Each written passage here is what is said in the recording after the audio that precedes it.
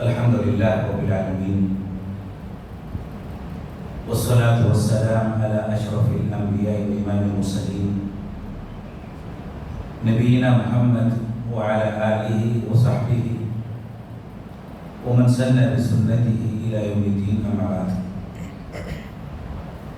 أعوذ بالله السميع العليم من الشيطان الرجيم من همزه ونفخه ونفثه. آمن الرسول بما أنزل إليه من ربه والمؤمنون كل آمن بالله وملائكته وكتبه ورسله.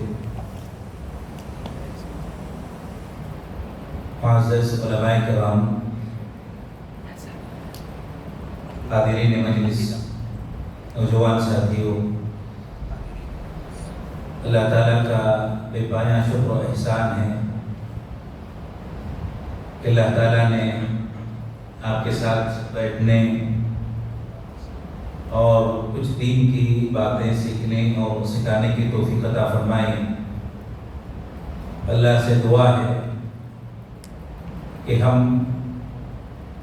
یہاں بیٹھے ہیں تو اللہ تعالیٰ اس مجلس کو بابرکت بنائے اور ہمیں علم نافع حاصل کرنے اور اس پر عمل کی توفیق عطا فرمائے. آمین. برادران اسلام، جیسا کہ آپ جانتے ہیں مجھے گفتگو کرنی ہے اسلامی عقیدہ اور ہماری ذمہ داریاں اس عنوان پر. عقیدہ کہتے ہیں دل سے کسی چیز کے اقرار کرنے کو بغیر شک کے، بلا کسی تردد کے کسی چیز کو آدمی قبول کر لیتا ہے، مان لیتا ہے، تسلیم کر لیتا ہے تو اس کو کہتے ہیں عقیدہ. جیسے ہمارا ابھی مشاہدہ ہے، ہم دیکھ رہے ہیں کہ سورج کی روشنی پھیلی ہوئی ہے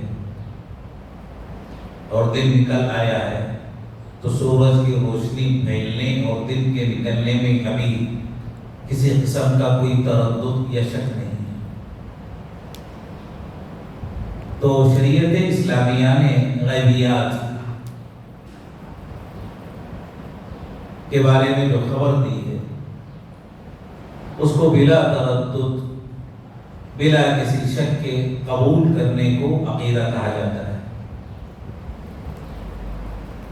اور عقیدہ بنیادی طور پر 6 ارکان پر ایمان لانا، جس کا تذکرہ قرآن مجید کی بے شمار آیتوں میں اور نبی علیہ السلام کی احادیث میں آیا ہے، ذکر کیا گیا. اور اس سلسلے میں سب سے اہم، سب سے بنیادی جو دلیل ہے حدیث جبریل علیہ السلام. اس حدیث کے اخیر میں نبی علیہ السلام صحابہ سے کہتے ہیں کہ یہ جو آدمی ابھی آئے تھے جبریل علیہ السلام، اتاکم یعلمکم دینکم، کہ یہ جبریل امین علیہ السلام تھے، تمہارے پاس آئے دین سکھانے کے لیے، دین کی تعلیم دینے کے لیے. تو گویا کہ حدیث جبریل دین کی جو بنیادی چیزیں ہیں، اہم ارکان ہیں، اس حدیث میں ان تمام کا تذکرہ ہو گیا ہے. یہ حدیث ان تمام چیزوں کو شامل ہے. اور اس حدیث میں عقیدے کے متعلق یعنی 6 ارکان کے متعلق جو تذکرہ ہے اس کا میں آپ کے سامنے ذکر کروں گا. جبریل علیہ السلام نے سوال کیا، پوچھا کہ ایمان کس کو کہتے ہیں؟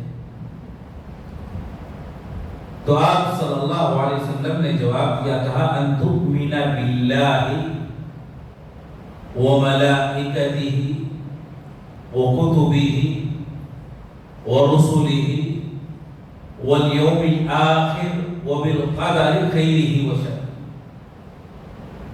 کہ تمہیں ایمان لانا ہے اللہ پر، نمبر 1، اور دوسری چیز اللہ کی کتابوں پر جو اللہ نے آسمان سے نازل کی ہیں، اتاری، اور تیسری چیز اللہ کے بھیجے ہوئے رسولوں پر، اور چوتھی چیز اللہ کے فرشتوں پر، پانچویں چیز آخرت کے دن پر، اور چھٹی قدر پر، چاہے اچھی ہو یا بری۔ ان 6 چیزوں کو اصول ایمان سے تعبیر کیا جاتا ہے، ارکان ایمان ان کو کہا جاتا ہے۔ اس کے علاوہ اور بھی بہت ساری چیزیں ہیں جو عقیدے میں شامل ہیں، داخل، جیسے صحابہ کے تعلق سے اہل سنت والجماعت کا عقیدہ، امہات المومنین کے تعلق سے اہل سنت والجماعت کا عقیدہ، اہل بیت کے تعلق سے اہل سنت والجماعت کا عقیدہ، اور امامت اور خلافت کے تعلق سے اہل سنت والجماعت کا عقیدہ۔ تو یہ اور اس قسم کی بہت ساری چیزیں جو اہل سنت کو اہل بدعت سے الگ کرتی ہیں، وہ ساری چیزیں علماء نے عقیدے میں شامل کیا ہے، عقیدے میں بیان کیا ہے۔ اب بہت ساری ایسی باتیں ہیں، ایسی چیزیں ہیں جن کا اگرچہ عقیدے سے براہ راست تعلق نہیں، لیکن علماء نے ان کو بھی عقیدے میں شامل کیا، عقیدے میں ذکر کیا، جیسے مسئلہ خفین کا مسئلہ ہے،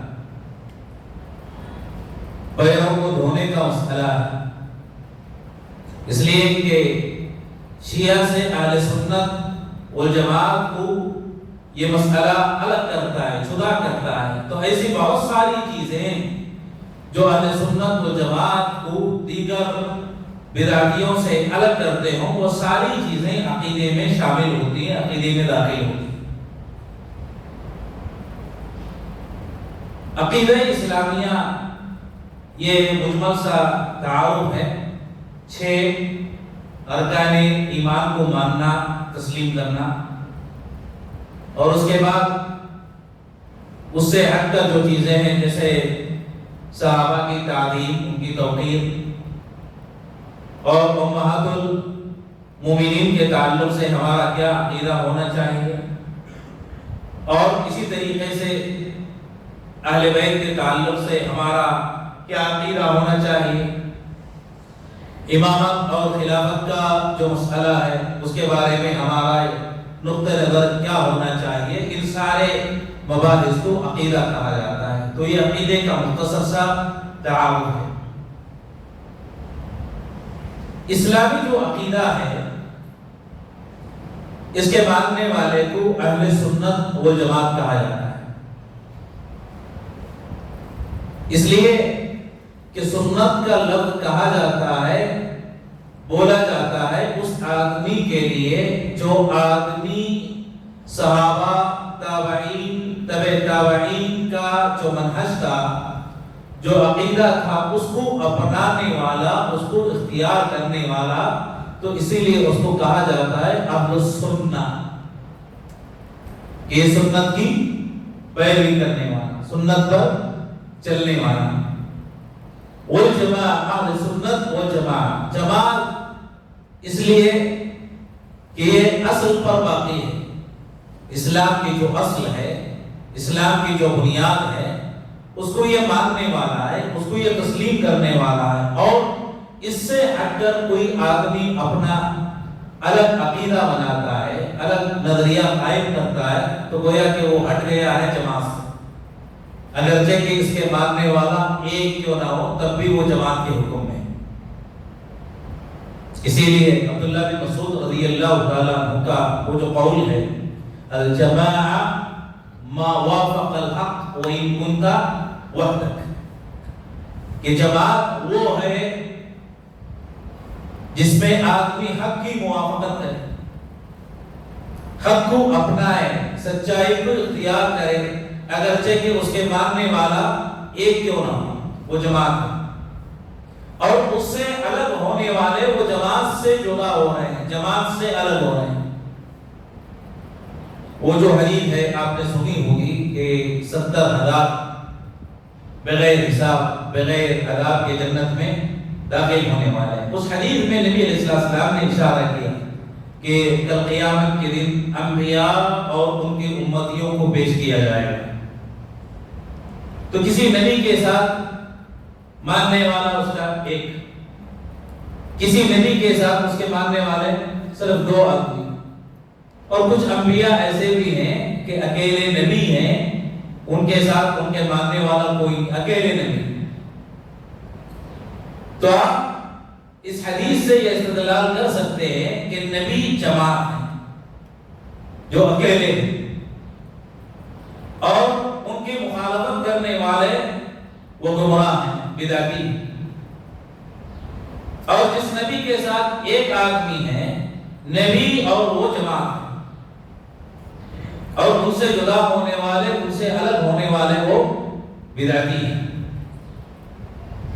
تو یہاں معیار کثرت اور قلت کا نہیں ہے، بسا اوقات حق کو ماننے والے تھوڑے ہو سکتے ہیں، قلیل ہو سکتے ہیں، جیسے وہ حدیث ہے نبی علیہ السلام کہ بدأ الاسلام غریبا، کہ اسلام کا آغاز غربت سے ہوا ہے۔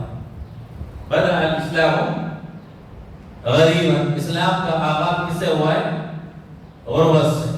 غربت سے مراد کیا ہے کہ ان کے تعداد کم تھی، ان کے ماننے والے تھوڑے تھے۔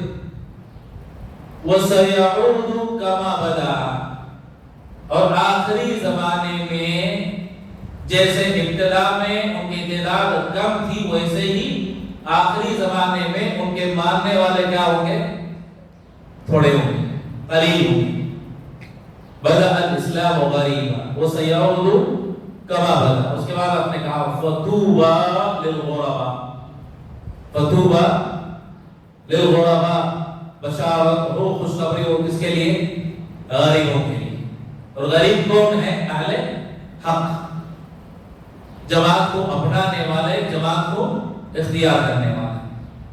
تو ان کو کہا جاتا ہے، صحیح عقیدے کو جو مانتا ہے، تسلیم کرتا ہے، ان کو کیا کہا جاتا ہے؟ اہل السنت والجماعہ، اہل السنت والجماعہ، یہ پہلا ان کا لقب ہے۔ لیکن آپ نے دیکھا ہوگا ہندوستان میں بسا اوقات بریلوی اپنے آپ کو کیا کہتے ہیں؟ سنی کہتے ہیں کہ ہم سنی ہیں۔ لیکن آدمی کوئی اپنا نام سنی رکھ لینے سے وہ حقیقت میں صحیح نہیں ہو جاتا،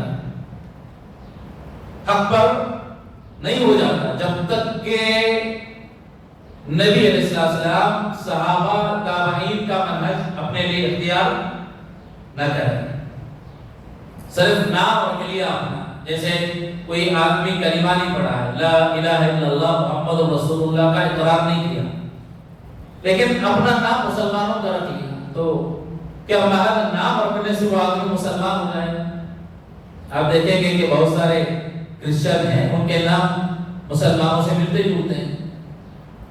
انہوں نے مثال کے طور پر ان میں آپ کو عیسیٰ مل جائیں گے، زکریا مل جائیں گے، ابراہیم مل جائیں گے۔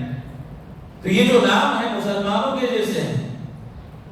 کوئی آدمی اپنا نام، اپنا لقب سنی کر لے اور اس کا عقیدہ اہل سنت والجماعت کے موافق نہ ہو، مطابق نہ ہو، تو کیا محض نام رکھ لینے سے وہ آدمی حقیقت میں اہل سنت والجماعت میں سے ہوگا؟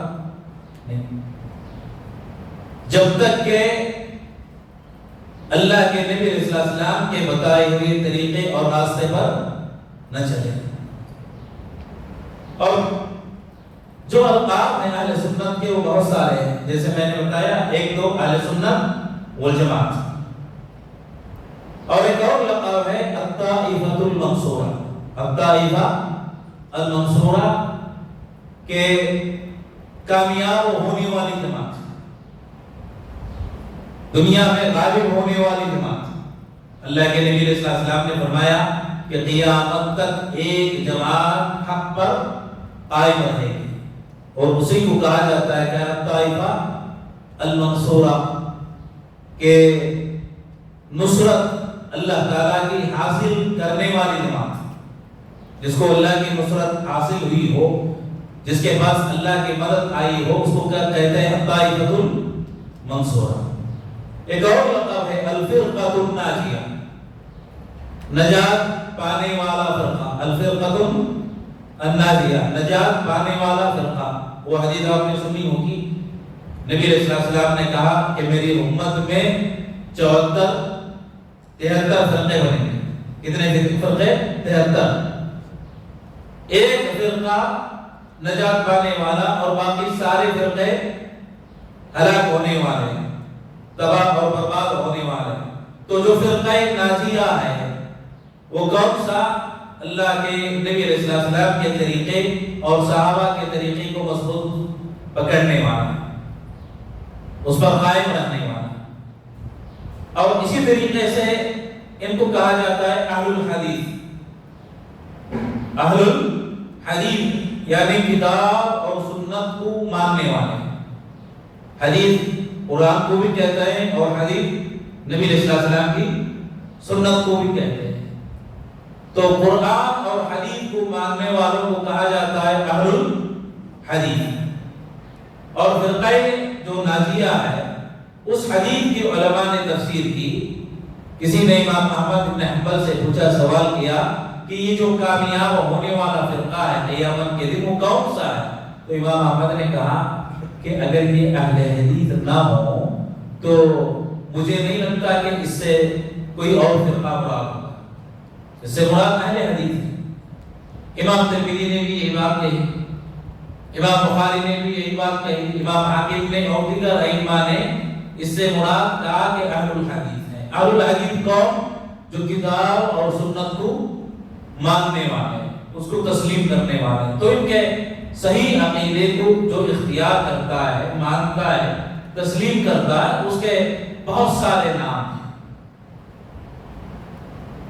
اب ہم یہ سوال کر سکتے ہیں کہ جب بہت سارے فرقے ہیں، بہت ساری جماعتیں ہیں دور حاضر میں، تو کیسے ہم مانیں، کیسے ہم تسلیم کریں کہ اہل حدیث ہی فرقہ ناجیہ ہے، اہل حدیث ہی اہل سنت والجماعت ہیں، اہل حدیث ہی طائفہ منصورہ ہیں، یہی اہل الاثر ہیں، یہی کامیاب ہونے والے؟ کیسے ہم مانیں؟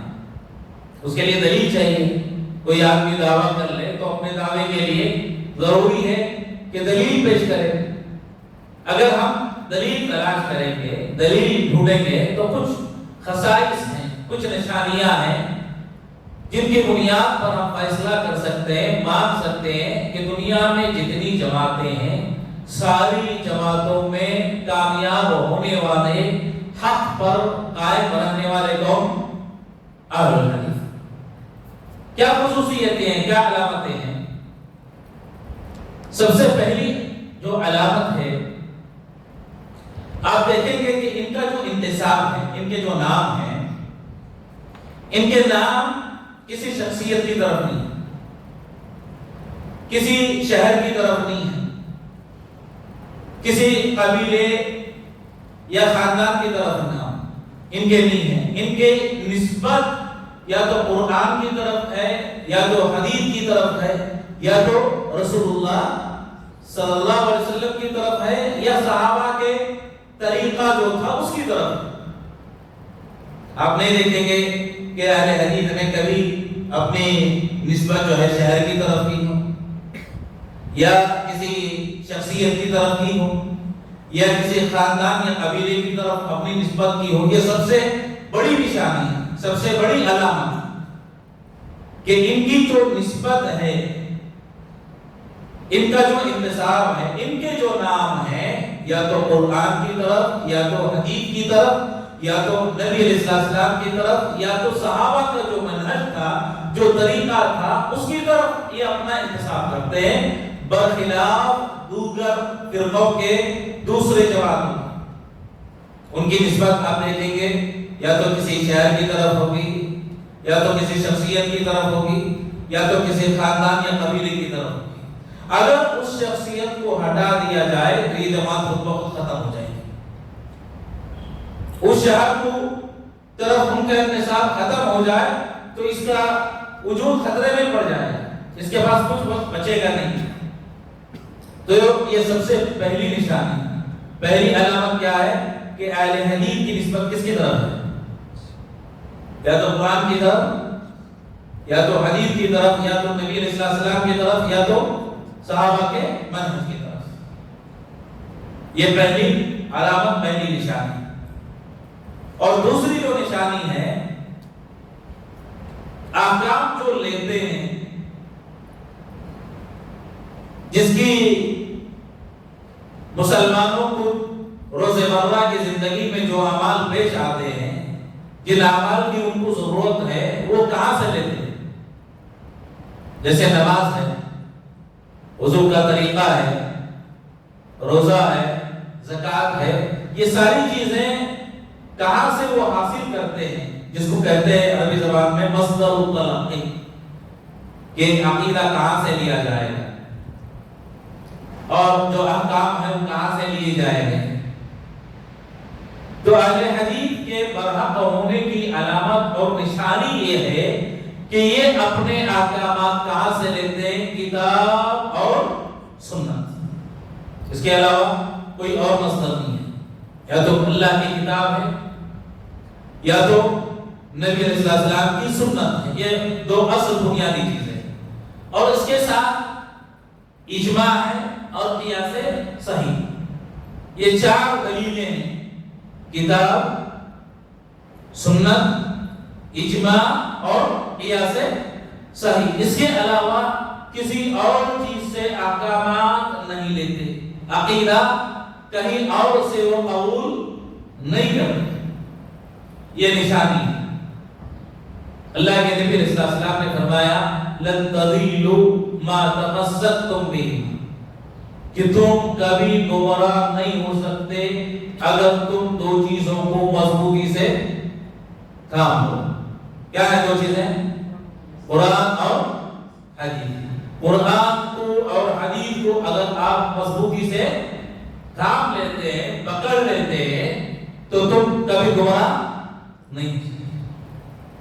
اور اجماع کا ذکر اللہ کے نبی علیہ السلام نے اپنی حدیث میں کیا ہے کہ میری امت کبھی گمراہی پر جمع نہیں ہو سکتی، اکٹھی نہیں ہو سکتی۔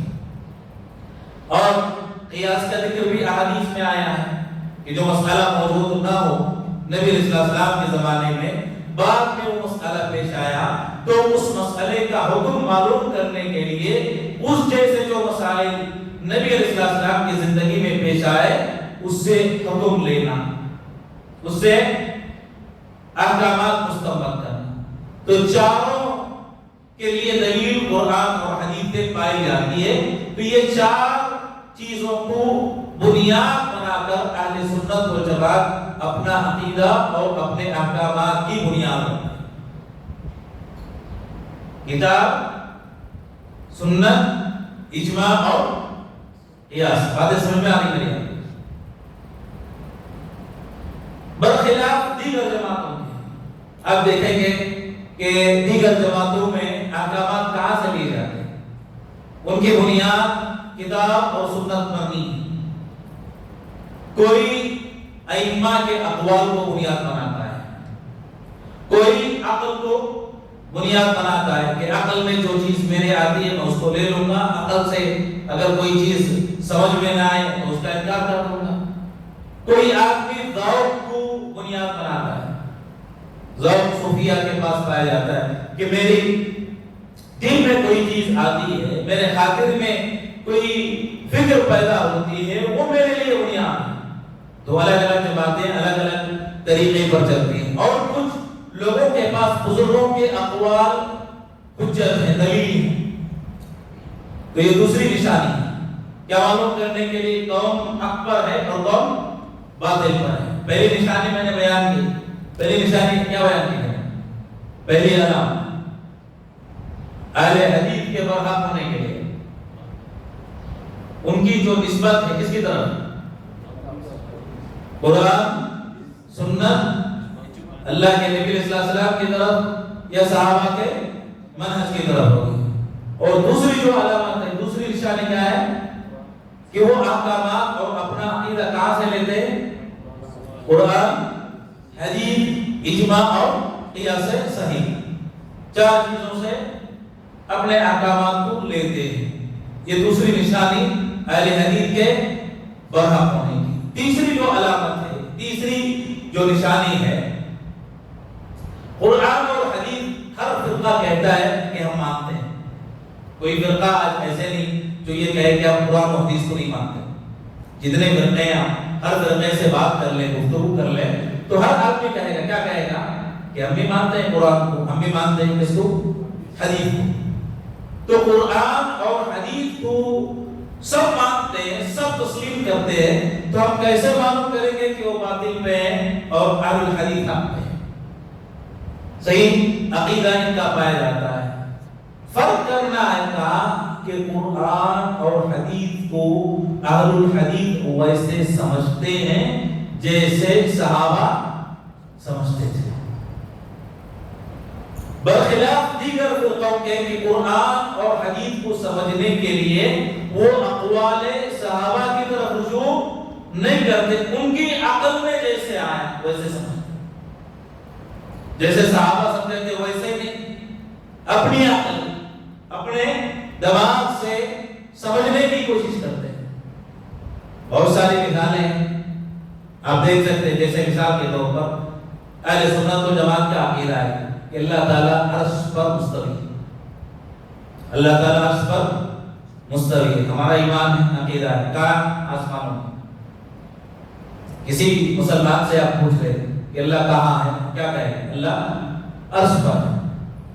لیکن یہ لوگ کہتے ہیں کہ اللہ تعالیٰ عرش پر مستوی نہیں. اگر آپ ان سے سوال کریں گے کیوں مستوی نہیں، تو بہت ساری چیزیں عقل سے ثابت کرنے کی کوشش کریں گے. کیسے ثابت کریں گے؟ اگر ہم یہ کہیں کہ اللہ عرش پہ مستوی ہے تو اس سے اللہ کا جسم ہونا لازم آئے گا، اور اللہ مجسم نہیں ہو سکتا، جسم نہیں ہو سکتا، اس لیے اللہ عرش پر نہیں. اپنے عقل کے گھوڑے دوڑانے کی ضرورت کیا ہے؟ غیب کے امور کے بارے میں کیا ضرورت ہے کہ آدمی یہ سوچے اللہ نے کہا عرش پہ ہے، کیسے ہے، اس کا طریقہ کیا ہے، کیفیت کیا ہے، ہمیں پتہ نہیں. لیکن ہمارا ایمان ہے، ہمارا عقیدہ ہے کہ اللہ عرش پر مستوی ہے. کیسے؟ پتہ نہیں. یہی تو امام مالک رحمہ اللہ نے سکھایا تھا. تو اہل حدیث ایمان رکھتے ہیں. کس پہ ایمان رکھتے ہیں؟ کہ اللہ عرش پر مستوی ہے، جیسے صحابہ سمجھتے تھے. اسی لیے زینب رضی اللہ تعالیٰ عنہا کہا کرتے تھے امہات المؤمنین میں، دیگر امہات المؤمنین پر فخر کرتے تھے. کس بات سے فخر کرتے؟ کہتے کہ تمہاری شادی تو تمہارے رشتہ داروں نے کی، تمہارے اولیاء نے کی، لیکن میری جو شادی ہے، میرا نکاح اللہ نے عرش پر ساتوں آسمانوں سے کی. فخر کرتے تھے. انہوں نے یہ نہیں کہا کہ اللہ عرش پہ کیسے ہو سکتا ہے، عقلی گھوڑے نہیں دوڑائے. تو یہی فرق ہے اہل حدیث اور غیر اہل حدیث میں کہ قرآن اور حدیث سے جو نصوص آتے ہیں ہم ان کو سمجھتے ہیں جیسے صحابہ سمجھتے تھے. عقل کو بنیاد نہیں بناتے. عقل کو اگر آپ بنیاد بنائیں گے کیا ہو جائیں گے؟ گمراہ ہو جائیں گے. بہت ساری حدیثیں عقل میں نہیں آتی. آج آپ نے دیکھا ہوگا کہ منکرین حدیث بہت ساری حدیثوں کا انکار کرتے ہیں. کیوں انکار کرتے ہیں؟ وہ کہتے ہیں کہ یہ حدیث ہماری عقل میں نہیں ہے، تیری عقل حجت ہے. قرآن اور حدیث یا دین میں کسی کی عقل حجت ہے. اگر عقل حجت ہوتی تو اللہ قرآن کو نازل کیوں کرتا؟ سنت کو دلیل کیوں بناتا؟ اللہ کہتا کہ ہر آدمی عقل میں جو چیز سمجھ آئے اس کے مطابق عمل کرو، اس کے مطابق عمل کرتے ہوئے چلے جاؤ. اللہ نے عقل کو حجت نہیں بنایا، دلیل نہیں بنایا، وحی نازل کی اور اس وحی کو اللہ تعالیٰ نے دلیل بنایا۔ اب دیکھ لیں، عقل ایک پیدا کی گئی چیز ہے، انسان اپنے دماغ سے سوچتا ہے، فیصلہ کرتا ہے۔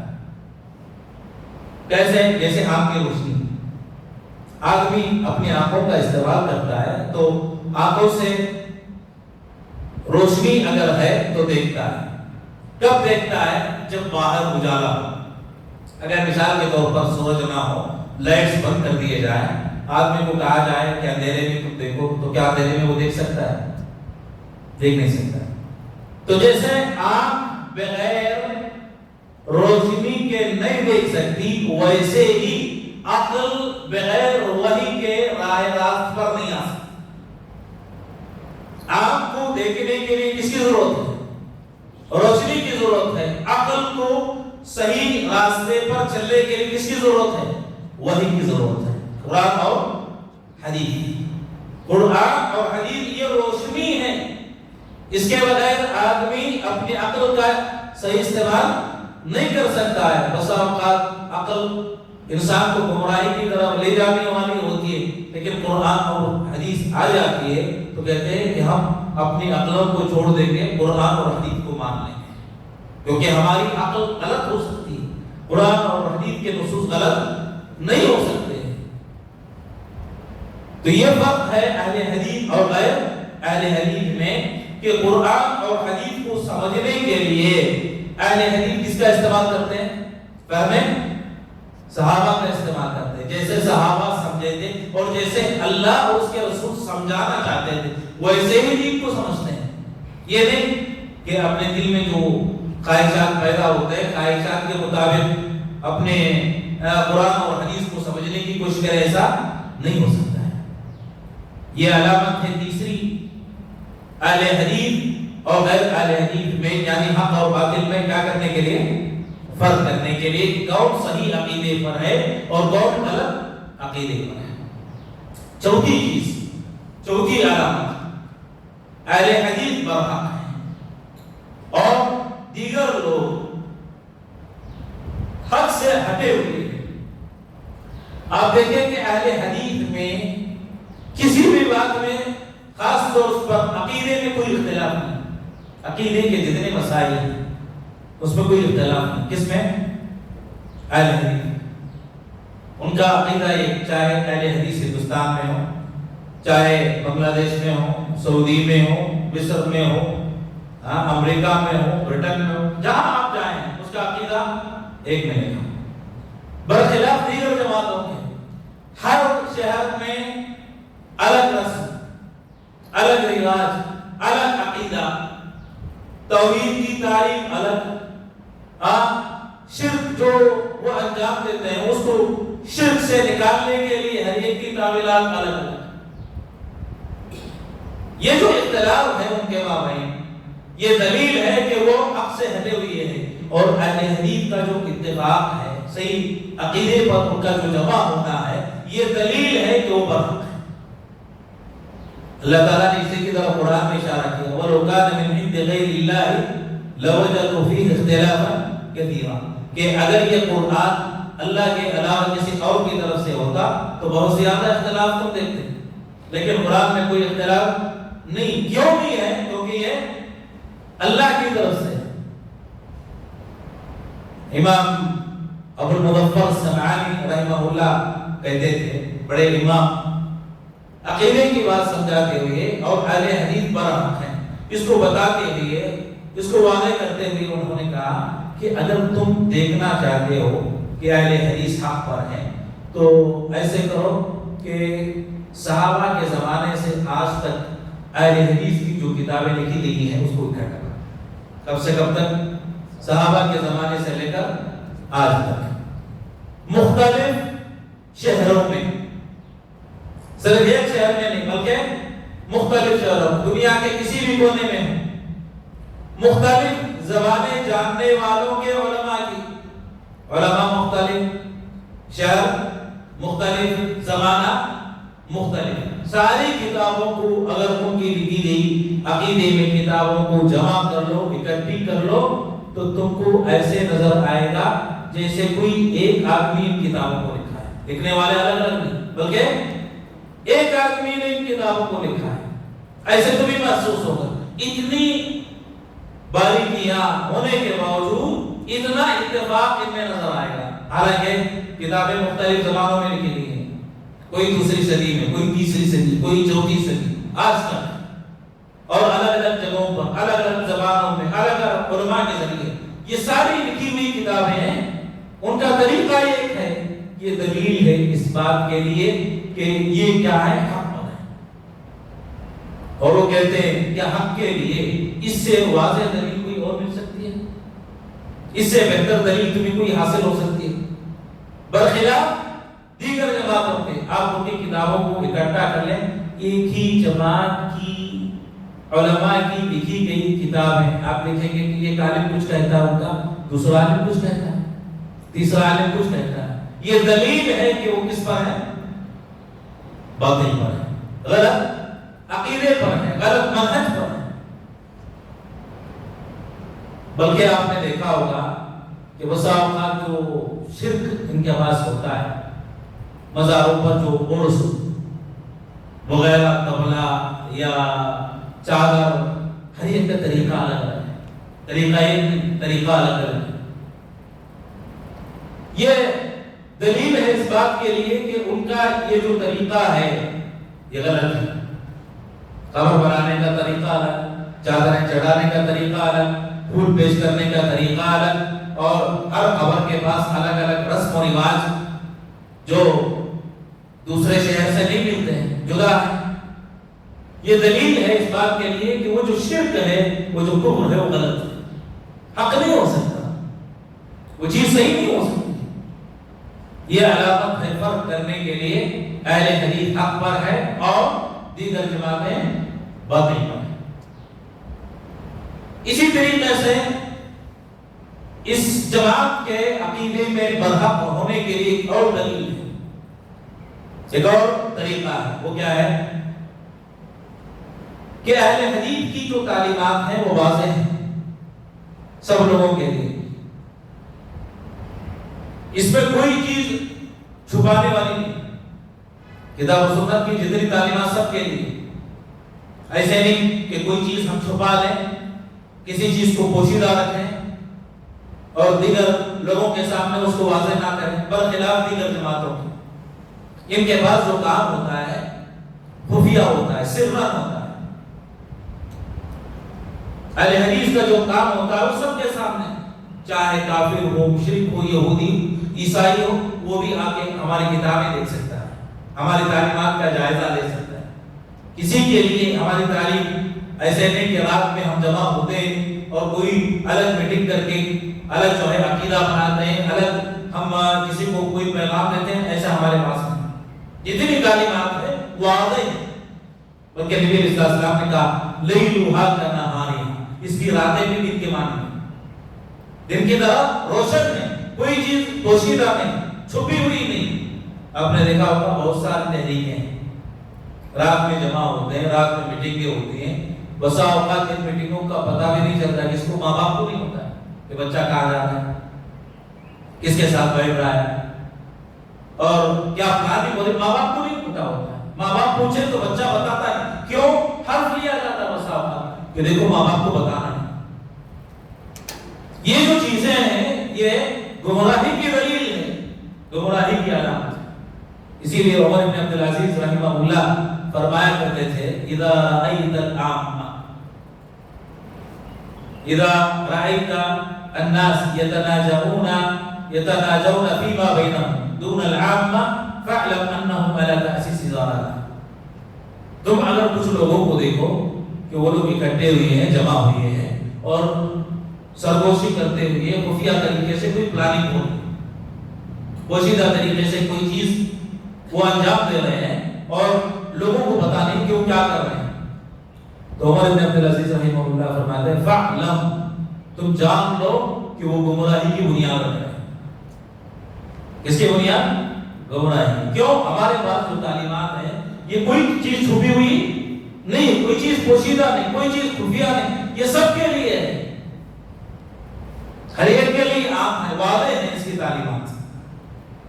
تو اگر کوئی حق کو جاننا چاہتا ہے، پہچاننا چاہتا ہے، ہمارے پاس کوئی بیان نہیں کہ کوئی آدمی اپنا دین کسی کے حوالے کر دے، اپنی شخصیت کسی اور کے سپرد کر دے، نہیں۔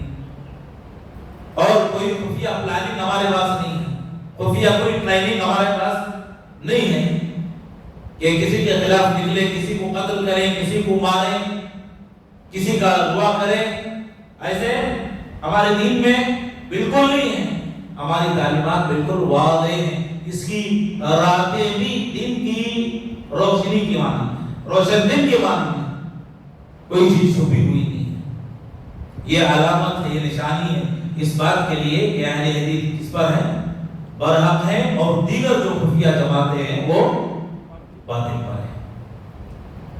اسی طریقے سے اس عقیدے کے ماننے والوں کے حق ہونے کے لیے یہ بھی چیز ملحوظ ہونی چاہیے، یہ بھی علامت ہے یا یہ بھی خصوصیت ہے کہ دین کی ساری چیزوں پر یہ عمل کرنے والے، برخلاف دیگر جماعتوں کے دین کا کوئی حصہ لے لیتے ہیں اور اس کو اصل بناتے ہیں اور بقیہ حصوں کو ترک کر دیتے ہیں، چھوڑ دیتے ہیں۔ ہمارے پاس ایسے نہیں۔ دین نے جن عبادتوں کو جتنی اہمیت دی ہے اتنی اہمیت دیتے ہوئے دین کی ساری باتوں پر عمل کرتے ہیں۔ عقیدے کی جتنی اہمیت دینا ہے اتنا ہم دیتے ہیں، اور عبادات، عقیدے کے علاوہ جو عبادات ہیں ارکان اسلام، اس کو جتنی اہمیت دینا اتنی اہمیت دیتے ہیں۔ خلافت اور امارت کو جتنی اہمیت دینا اتنی اہمیت دیتے ہیں۔ معاملات کو جتنی اہمیت دینا اتنی اہمیت دیتے ہیں۔ ایسے نہیں کسی کو بڑھا دیا، کسی کو گھٹا دیا، کسی ایک حصے کو لے لیا، ایک حصے کو ترک کر دیا، چھوڑ دیا، ایسے ہمارے پاس نہیں۔ کل دین، کل جو اسلام ہے، سارے اسلام پر عمل کرنے والے، اس کو اختیار کرنے والے، اپنانے والے، برخلاف دیگر جماعتوں کے آپ دیکھتے ہیں کہ دیگر عقیدے جو ماننے والے ہیں وہ کیا کرتے ہیں؟ دین کا کچھ حصہ لے لیتے ہیں اور بقیہ حصوں کو چھوڑ دیتے ہیں۔ مثال کے طور پر کسی جماعت کے پاس دعوت دین، تبلیغ سب سے عام چیز ہے، اسی پہ فوکس کیا اور بقیہ چیزوں کو چھوڑ دیا۔ اور کسی کے پاس قبر والے رسم و رواج یہ بہت عام ہے، ان کے پاس بقیہ چیزوں کو چھوڑ دیا، چاہے نماز نہ پڑھو، توحید پہ عمل نہ کرو، کچھ نہیں، کسی پیر کا دامن پکڑ لو، نجات پا جاؤ گے۔ کسی کے پاس جو ہے دنیا سے کنارہ کشی اختیار کر لو، شادی نہ کرو، جنگل بیابان میں گھومتے رہو، ریاضت کرتے رہو، ولایت کے مقام پر پہنچ جاؤ۔ یہ جو ساری چیزیں ہیں جو انہوں نے پکڑی ہوئی ہیں، لی ہوئی ہیں، آپ دیکھیں گے کہ دین کا کوئی حصہ لے کر اس پر فوکس کرتے ہیں اور بقیہ چیزوں کو چھوڑ دیتے ہیں۔ ہمارے پاس چیزیں ایسا نہیں، سارے دین کے جو چاہے چھوٹی سے چھوٹی سنت ہو اس کو بھی ہم لیتے ہیں، اور عقیدہ توحید سب سے اہم ہے، اس پہ ہم ترکیز کے ساتھ، جیسے اللہ کے نبی صلی اللہ علیہ وسلم نے ترکیز کے ساتھ کام کیا تھا، فوکس کیا تھا، اس پہ زیادہ فوکس کرتے ہیں۔ کیوں؟ یہ بنیاد ہے، اس کے بغیر آپ مسلمان نہیں ہو سکتا، عبادتیں اس کے بغیر قبول نہیں ہوتی۔ اس لیے سب سے پہلا جو کام ہے، جیسے نبی علیہ السلام نے کہا تھا معاذ بن جبل کو کہ اول ما تدعوهم الیہ شہادۃ ان لا الہ الا اللہ، سب سے پہلے دعوت کس کی؟ توحید کی۔ عقیدے کی توحید نہیں ہے تو آپ لاکھ حج کر لیں کوئی فائدہ نہیں، لاکھ نمازیں پڑھ لیں کوئی فائدہ نہیں، زکات پہ زکات آپ دیتے جائیں کوئی فائدہ نہیں۔ توحید کے بغیر کوئی چیز قبول نہیں ہوتی۔ اسی لیے یہ جو جماعت ہے سب سے پہلے دعوت کا آغاز کرتی کس سے؟ توحید سے، اور توحید سے دعوت ختم ہوتی ہے، توحید پر شروع ہوتی ہے، توحید پر ختم ہوتی ہے۔ دنیا میں جب بچہ پیدا ہوتا ہے کوئی چیز لے کے آتا ہے دنیا میں بچہ، کوئی علم ہے اس کے پاس، کوئی ہنر ہے، کوئی ہنر نہیں، کوئی علم نہیں، لیکن یہ چیز لے کے آتا ہے۔ کیا لے کے آتا ہے؟ توحید لے کے آتا ہے، اللہ کی معرفت لے کے آتا ہے، اس کے ساتھ شرک نہیں ہے، توحید پر ہے۔ ما من مولود الا ويولد على الفطرة، دنیا میں پیدا ہونے والا ہر بچہ کس پر پیدا ہوتا ہے؟ فطرت پہ پیدا ہوتا ہے۔ فطرت پہ پیدا ہوتا ہے یعنی توحید پہ پیدا ہوتا ہے، اسلام پہ پیدا ہوتا ہے۔ دنیا میں جب آتا ہے غلط ماں باپ ملتے ہیں، یہودی ہے تو یہودی بن جاتا ہے، عیسائی تو عیسائی بن جاتا ہے، مجوسی ہے تو مجوسی بن جاتا ہے، ورنہ فطرت پر چھوڑ دیا جائے اس کی فطرت میں کیا واقع ہے؟ اسلام واقع ہے۔ اور فطرت کے یہ جو مظاہر ہیں جائے بغائے، چاہے کسی بھی مذہب کا ماننے والا ہو، کسی بھی دین کا ماننے والا ہو، فطرت کے مظاہر بسا اوقات پیش آنے لگتے ہیں، ظاہر ہونے لگتے ہیں۔ ایسے آپ نے دیکھا ہوگا ہندو بھی جب دعا کرتا ہے تو اس کا سر کہاں ہوتا ہے؟ آسمان کی طرف ہوتا ہے، حالانکہ بت اس کے سامنے ہے لیکن اس کا عقیدہ ہے کہ اوپر ہے، میری دعائیں اوپر جاتی ہیں، نیچے نہیں، سامنے نہیں۔ یہ فطرت ہے جو باقی رہ گئی ہے اور جو بسا اوقات انسان میں ظاہر ہونے لگتی ہے، اگرچہ کسی بھی دین کا وہ ماننے والا کیوں نہ ہو۔ تو یہ کچھ علامتیں تھی، کچھ نشانیاں تھی جو میں نے آپ کے سامنے رکھی ہیں۔ آخر میں کچھ اور چیزیں کہ صحیح عقیدے کے تعلق سے ہماری ذمہ داری کیا ہونی چاہیے۔ صحیح عقیدہ ہے، اس عقیدے کے تعلق سے ہماری ذمہ داری کیا ہے؟ سب سے پہلے اس عقیدے کو سیکھنا، اس کا علم حاصل کرنا۔ سیکھے بغیر، علم حاصل کیے بغیر ہم اپنا عقیدہ درست نہیں کر سکتے، صحیح عقیدے پر نہیں آ سکتے، صحیح منہج کو اختیار نہیں کر سکتے۔ سب سے پہلی چیز سیکھنا۔ اور بہت سارے مسلمان تو ہے عبادتوں میں اپنے آپ کو مصروف رکھ کے علم کے تعلق سے بے توجہی کا شکار ہوتے ہیں، خصوصاً نوجوانوں نے آپ نے دیکھا ہوگا کہ بہت سارے کہتے ہیں کہ بھائی یہ اہل حدیث یا صحیح عقیدے کے جو ماننے والے ان کے پاس کوئی کام نہیں، کام کو نہیں کرتے ہیں، تو اس لیے بہتر ہے کام کرنے والی کوئی اور جماعت جوائن کرنا۔ آپ نے دیکھا ہوگا وہاں چلے جائیں، وہاں مشغول ہو جائیں۔ آپ کو کسی نے کام کرنے سے روکا ہے، منع کیا ہے؟ کیا ضروری ہے کہ جھنڈ بنایا جائے؟ کیا ضروری ہے کہ جماعت تشکیل دی جائے؟ جماعت کے بغیر بھی تو کام ہو سکتا ہے، اکیلے کام کر سکتا ہے۔ جب دنیا میں نبی علیہ السلام کو اللہ نے رسول بنایا، نبی بنایا، تو ان کے ساتھ کتنے لوگ تھے؟ کوئی تھا؟ اکیلے نہیں تھے، اور اپنی دعوت کو لے کر چلتے گئے یہاں تک کہ انتقال ہوا تو 1 لاکھ سے زیادہ صحابہ۔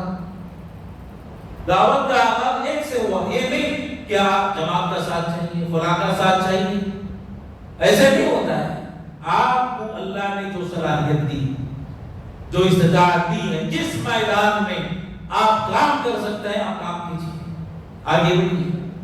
ایک آدمی بسا اوقات پوری امت کی اصلاح کا کام کر سکتا ہے، پوری قوم کو اسلام میں داخل کر سکتا ہے ایک آدمی، اور یہ بہت بڑا کام ہے۔ اور خاص طور سے ہندوستان جیسے ماحول میں ہم زندگی گزارتے ہیں، آپ نے دیکھا ہوگا کہ جس شہر میں چلے جائیں کوئی نہ کوئی قبر ہے، فلاں شہر میں فلاں مزار، فلاں شہر میں فلاں مزار، فلاں مزار کی جو شرک ہوتا ہے، کھلا جاتا ہے اور کھلی شرک کی دعوت دی جاتی ہے۔ تو یہ ہم اپنی آنکھوں سے مشاہدہ کرتے ہیں، دیکھتے ہیں، تو ہماری ذمہ داری کیا ہوتی ہے؟ بڑھ جاتی ہے کہ ہمیں کام کرنا ہے، جہنم میں جانے والے لوگوں کو جہنم سے نکال کر توحید کی طرف لانا ہے، صحیح راستے سے ان کو جوڑنا ہے، احساس پیدا کرنا۔ نبی علیہ السلام جب دعوت کا کام کرتے تھے اور دیکھتے تھے کہ کوئی قبول نہیں کر رہا ہے تو اللہ تعالیٰ نے تعبیر کی، اس کو کیفیت کو بیان کیا، شاید لوگوں کے ایمان لا ڈالنے کی وجہ سے آپ اپنے آپ کو ہلاک کرنے والے ہیں، برباد کرنے والے ہیں، ایسے لگتا ہے۔ اس غم میں آپ بھول جائیں گے، شاید اپنے آپ کو مٹا دیں گے۔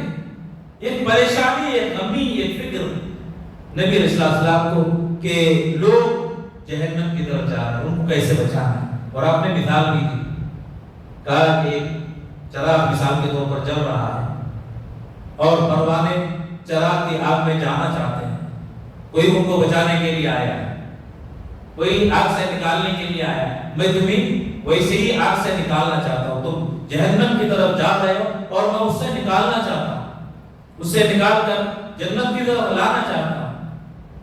تو نبی علیہ السلام نے جو کام کیا وہ کام آج ہمیں کرنا ہے، اور اس معاملے میں صبر کی ضرورت ہے۔ بہت ساری مشکلات آئیں گی، رکاوٹیں آئیں گی، بس اوقات آپ کے اپنے گھرانے کی طرف سے، اپنے لوگوں کی طرف سے۔ اور ایک بات بھی یاد رکھیں کہ آپ جب کام کریں گے تو اپنے لوگ بہت سارے الزامات آپ کو دیں گے، یہ کیا کام ہے، کیا لے کے کھڑے ہوئے ہیں، یہ کوئی کام ہے، تانا دیں گے آپ کو، اور آپ کے کام کو حقارت کے نظر سے دیکھنے کی یا دکھانے کی کوشش کریں گے، لیکن آپ کو چھوڑنا نہیں، کیونکہ ہر مجال میں، ہر میدان میں جو کام کیا جاتا ہے نیک کام ہے۔ کوئی آدمی امامت کا کام کر رہا ہے، نیک کام ہے، اچھا کام ہے۔ کوئی آدمی دعوت کے کام سے جڑا ہوا ہے، نیک کام ہے، خیر کا کام ہے۔ کوئی تدریس کر رہا ہے، اچھا کام ہے، نیک کام۔ ہر آدمی دیگر کے کام کو حوصلہ شکنی کی نظر سے نہ دیکھے، بلکہ حوصلہ افزائی کرے۔ ایک کام ہے، باقی تم کر رہے ہو، بہت بڑا کام ہے، امامت بھی بہت بڑا کام ہے، دعوت بھی بہت بڑا کام ہے، اور بہت ساری مشکلات آئیں گی، تانے آپ کو سننے ملیں گے، لیکن آپ کو گھبرانا نہیں، اور کوئی قبول نہیں کرتا ایسے ہی عقیدہ۔ آپ کا کام ہے پہنچانا، کوئی قبول کرے نہ کرے، مانے نہ مانے، آپ کا اجر آپ کو حاصل ہو جائے گا، مل جائے گا۔ لیکن آپ کوئی قبول نہ کرے تب بھی آپ ناکام نہیں، کامیاب ہیں۔ جو انبیاء آئے تھے، بھیجے گئے تھے دنیا میں، کسی نبی کے ماننے والے کے ساتھ کتنے آدمی، تو کسی کے ساتھ ایک، اور انبیاء ایسے کہ ایک بھی نہیں، اکیلے نہیں، تو کیا وہ نبی ناکام تھے اپنے مشن میں، اپنے کام میں، یا کامیاب تھے؟ ظاہر سی بات ہے، نبی کے تعلق سے کوئی یہ نہیں کہہ سکتا کہ وہ ناکام تھے۔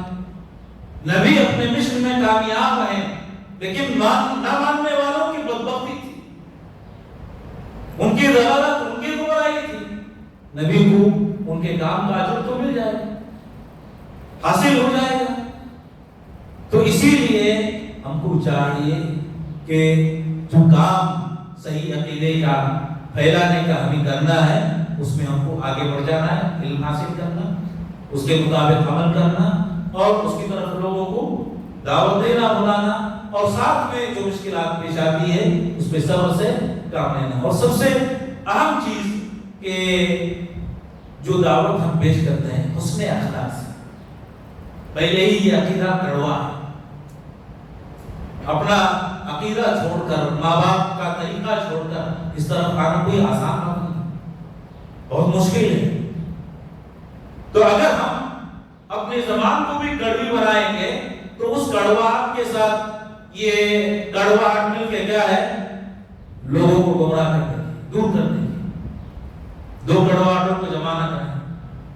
یہ دعوت جو ہے جب کڑوی ہے تو کم سے کم میٹھے انداز میں اس کو پیش کریں، ہو سکتا ہے اس نے اخلاق سے لوگ قبول کر لیں۔ آج ہماری جو زبانیں ہیں بہت تیز چلتی ہیں، خصوصاً حکم لگانے میں، کہ فلاں کافر ہے، فلاں مشرک ہے، فلاں جہنمی ہے، فلاں وہ ہے، فلاں یہ۔ حکم لگانے کے ہم مکلف نہیں ہیں، ہمیں مکلف کیا گیا ہے کہ آپ دعوت دین کا کام کریں، آپ پہنچائیں، حکم نہ لگائیں، اور حسن اخلاق سے۔ وَلَوْ كُنْتَ فَظًّا غَلِيظَ الْقَلْبِ لَانفَضُّوا مِنْ حَوْلِكَ۔ اے نبی، آپ جو دعوت کا کام کر رہے ہیں، اگر آپ سخت ہوتے، زبان کے سخت ہوتے، دل کے سخت ہوتے، تو جتنے لوگ اکٹھے ہوئے ہیں ان میں سے کوئی آپ کے قریب نہ آتا، کوئی پاس نہ آتا۔ تو اس دعوت کو اچھے ڈھنگ سے پیش کرنا، معاشرے میں پھیلانا، یہ ہماری اپنی ذمہ داری ہے۔ یہ کچھ باتیں تھیں جو میں نے آپ کے سامنے رکھی۔ میں اللہ سے دعا کرتا ہوں کہ اللہ تعالیٰ جو کچھ ہم نے سنا ہے، اللہ تعالیٰ اس کو سمجھنے، اس کو یاد کرنے اور ان کے مطابق عمل کرنے کی توفیق عطا فرمائے، اور اللہ تعالیٰ ہم تمام کو صحیح عقیدے والا بنا کر زندہ رکھے، حسن خاتمہ اللہ نصیب فرمائے، جنت میں جگہ دے، جہنم اور قبر کے عذاب سے بچائے، آمین۔ وآخر دعوانا الحمدللہ رب العالمین۔ السلام علیکم ورحمۃ اللہ وبرکاتہ۔